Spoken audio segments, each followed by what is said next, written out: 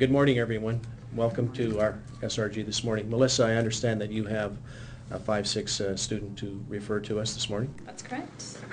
The student I'm bringing, his name is Jay Foster. I'm referring him because of his classroom behavior. I'm noticing that there is a pattern of behavior that's occurring through my observations, and it's sort of divided into a couple different areas. First of all, I'm noticing that he's having quite a weakness in terms of his classroom survival skills. He tends to be very off task in the classroom, wanders, talks, plays with objects. And in terms of his listening skills, I'm noticing that he's not able to listen for extended periods of time. So there's again a lot of moving about, playing with objects, talking to other students. In addition to that, I'm noticing that he's engaging in attention-seeking behaviors. So during class time, in particular during whole class activities, he's engaging in things like clowning behaviors, talking out, making strange noises, pulling faces, and making a lot of inappropriate comments and questions. Occurring less regularly are defiant kinds of behaviors, and these are generally in response to being asked to do things he doesn't want to do. There can be non-compliance with requests. He may refuse to work. He may get into a cycle of engaging in some arguing. He's been known to swear, and at times when he is really escalating, he may engage in some acts of physical or verbal aggression. He's been seen to punch walls. He's been seen to do damage to school property. Other than that, outside on the playground, in unstructured times such as gym and to a certain extent music, I've observed him to engage in some bullying kinds of behaviors. Has he been doing this in class too, Melissa? He has been doing some bullying to an extent, but because he's monitored quite closely in a more structured environment, I don't think he has the opportunity to engage in those kinds of behaviors. You were mentioning physical aggression. Has he been physically aggressive to any of the students in the class? He's physically aggressive to the point where he will poke people or push people. He tends to snatch things out of people's grasp a lot.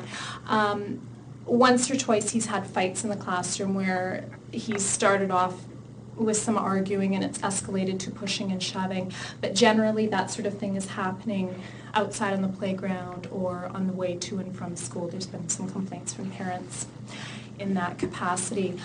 With regards to the bullying, he is tending to engage in some negative leadership. So there's one student in particular in our classroom that has become, I guess, what could be called a victim of these kinds of behaviors. And Jay has engaged some of the other students in the class in targeting this one particular student. So there are things like verbal put-downs, things like making threats, things like taunting, those kinds of behavior that at this point haven't yet escalated to really severe physical aggression, but I am concerned that that may follow. Melissa, you indicated to me that you've had a number of behavioral concerns in the classroom. Have you done a student file review? I have actually. I've observed through looking through some of the documentation that there seems to be a pattern of these kinds of behavioral concerns. He has been referred to the school resource group on several previous occasions. He's been referred to student services, I believe, 2 years ago, and again 2 or 3 years ago he was involved with the behavior itinerant teacher. Melissa, what kind of interventions have you been using with Jay in the classroom? In the classroom, I've tried with the whole class and with Jay as well, doing some what's called skill streaming, so targeting specific classroom skills like listening, like being on task, modeling the skills, having the students model them back for me.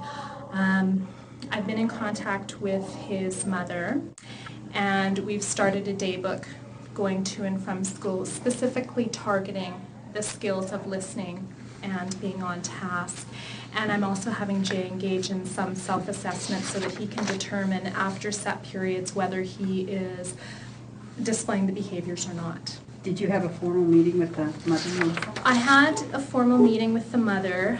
At that time she expressed frustration in dealing with teachers. Obviously over the course of years this has been a problem. Expressed frustration dealing with teachers, and particular in dealing with the issue of Jay having ADD and believing that teachers are not handling him appropriately in the classroom.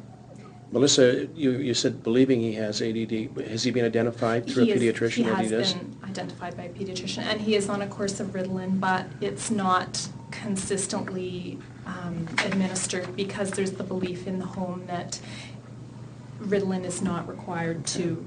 Melissa, you were indicating to us that mother seems to be somewhat at odds in terms of getting along with the school and looking at the support from the school, and what we need to probably do, and would you see it necessary that we should have another parent meeting? I think it would be appropriate because she obviously is quite, or she seems to be quite resistant. Melissa, what we need to do is to set up a formal parent meeting on behalf of the SRG group established here this morning, and I will do that. Okay, that'd be great. Can you use any assistance in the classroom at this point? At this point, what I would like is if somebody else could come in and do some additional observation, perhaps in some of the other classrooms he's in other environments such as on the playground, just so I can have some backup to the documentation that I already have in place. Melissa, I think we can arrange to do that. Perhaps, Peggy, would you be interested in going into the classroom as an Sure. observer? And we can just set up a time that would work for both of us. And if you both could get back to me in terms of the time and place, can you get back to me and I can enter that on our SRG referral form? In terms of playground observations, would you need somebody else beyond yourself, or in talking to other teachers and dialoguing with your colleagues in terms of his behavior out there? Would you like one of us to perhaps look at some of these behavioral observations that you're seeing at recess Yeah, breaks I would and free time? appreciate that as well, maybe on a couple separate occasions. Okay. So what could we do on the playground? Do you think close proximity to the supervising teacher would be helpful at this point? So then let the teachers on supervision know what's going on, and yeah, I think that would be a good idea for him, because that's what's happening a lot of the time. He's getting outside of the range of teachers who are supervising the students, and those are when the problems are occurring. Okay, so that's what we'll work at this point. Have you done how is he academically? Have you done any testing with him, or is it specifically behavior at this point? Well, academically, I've done some testing. I find initially he presents as being a quote-unquote lower student. His organizational skills can be very poor. His penmanship is extremely it's not of a regular script. He writes 2 spaces high. His letter formation's not consistent at all. In testing, he actually tests at a grade 6 narrative measured by the Reading Diagnostic, grade 6 for San Diego. His math skills are about a year delayed, but that's not anything substantial, and his spelling's at a grade 5-4. Mostly it's the way he presents his work, his written work in particular. He does not like engaging in editing. He does not like redoing work, and in fact, asking him to redo work is often a trigger for this kind of defiant cycle of behavior. Do you think a psych assessment is necessary at this time? I would look at the number of, the amount of dissonance that he's creating in the classroom, and probably the regularity of it. If it's continuing on a very regular basis, I think we probably should look at, when we bring Mother in with our meeting, we should look at having her sign the release form in terms of allowing us to start looking at him from a psychological point of view, so we can reference him to our psychologist.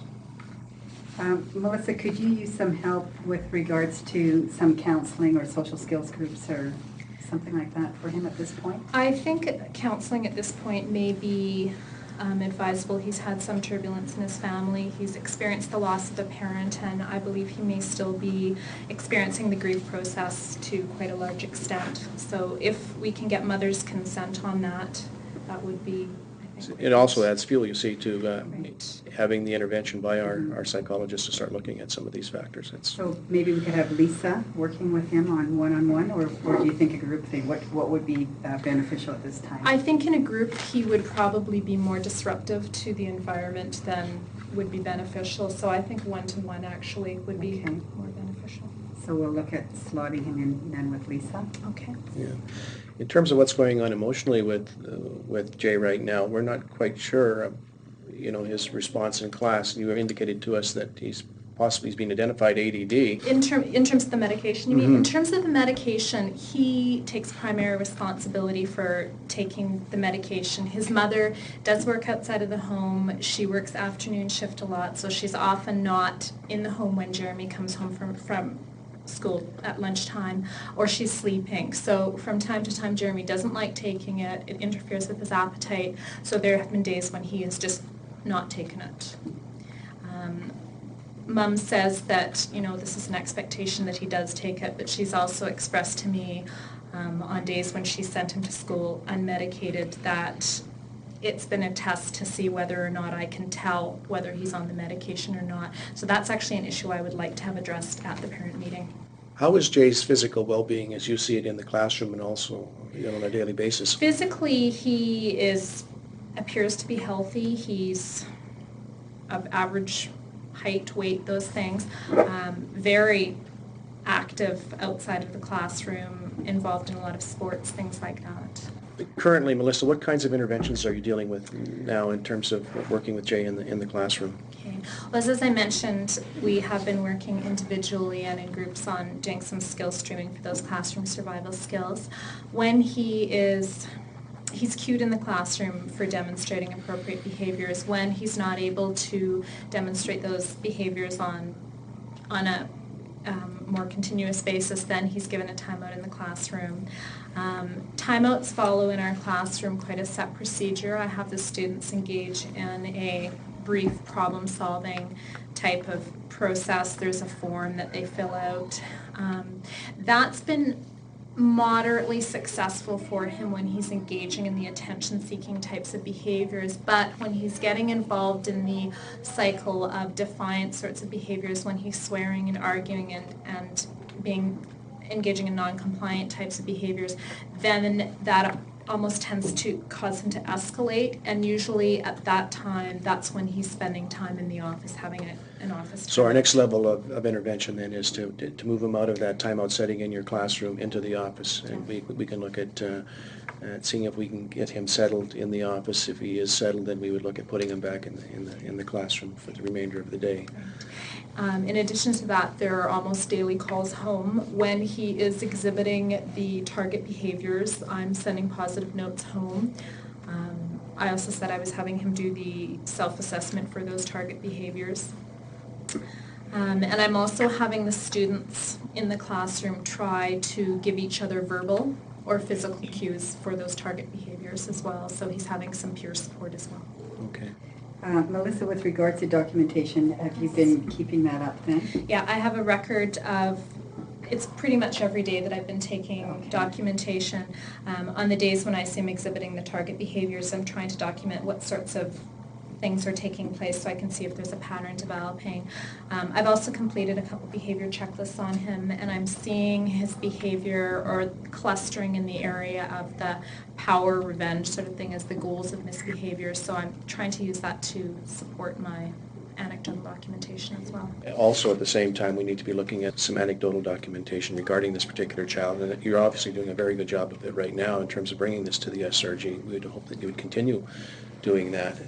Okay, just to summarize here then, because we've discussed quite a few things here today, is that we're looking at initiating a parent meeting, focusing on his behavior and the Ritalin. And I'll make the parent contact. Okay, and then there's the playground supervision issue, so we'll have to inform our supervision staff then with regards to what's happening there. Looking at offering some counseling through an outside agency. Some support in terms of administration with regards to the timeout process. Looking at continuance of parent contact through the day book or daily phone calls. Looking at a couple of other external agencies involved, which Mr. Flagg had indicated that he would look after, and perhaps some involvement with the Bully Proof program.